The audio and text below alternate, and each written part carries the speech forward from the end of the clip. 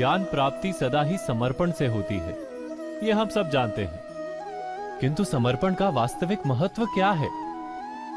क्या हमने कभी विचार किया? मनुष्य का मन सदा ही ज्ञान प्राप्ति में विभिन्न बाधाओं को उत्पन्न करता है। कभी किसी अन्य विद्यार्थी से ईर्ष्या हो जाती है, कभी पढ़ाए हुए पाठों पर संदेह जन्मता है, और कभी गुरु द्वारा दिया गया दंड मन को अहंकार से भर देता है।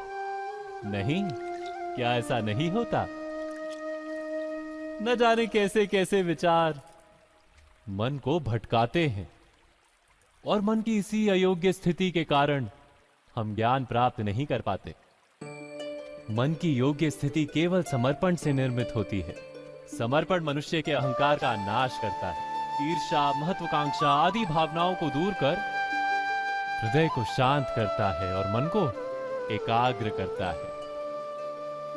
वास्तव में ईश्वर की सृष्टि में ना ज्ञान की मर्यादा है, ना ज्ञानियों की। गुरु दत्तात्रेय ने तो गाय और श्वान से भी ज्ञान प्राप्त कर लिया था। अर्थात विषय ब्रह्म ज्ञान का हो या जीवन के ज्ञान का या गुरुकुल में प्राप्त होने वाले ज्ञान का, उसकी प्राप्ति के लिए गुरु से अधिक महत्व है उस गुरु के प्रति हमारा समर्पण। क्या ये सत्य नहीं?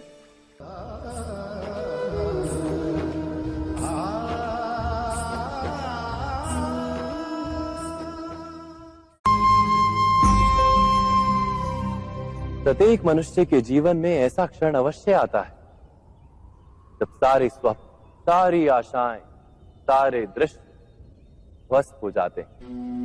जीवन के सारे आयोजन ही बिखर जाते हैं। एक और धर्म होता है और दूसरी ओर सुख। इसी को धर्म संकट कहते हैं। जब धर्म का वहन ही संकट हो और धर्म का त्याग ही सुख हो। विचार कीजिए, कभी किसी स्वजन के विरुद्ध सत्य बोलने का अवसर प्राप्त हो जाता है, कभी ठीक दरिद्रता के समय सरलता से चोरी करने का मार्ग प्राप्त हो जाता है, कभी किसी शक्तिशाली राजनेता या राजा के कर्मचारी का अधर्म प्रकट हो जाता है। सबके जीवन में ऐसी घटना बनती ही रहती है। अधिकतर लोग ऐसे किसी क्षण को धर्म संकट के रूप में जान ही नहीं पाते। हमें किसी प्रकार के संघर्ष का अनुभव ही नहीं होता। सहजता से सुख की ओर खींचे चले जाते हैं, जैसे मक्खी गुड़ की ओर खींची चली जाती। वास्तव में धर्म संकट का क्षण ईश्वर के निकट जाने का क्षण होता है।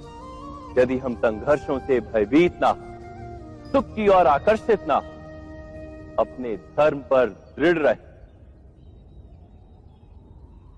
तो ईश्वर का साक्षात्कार दूर नहीं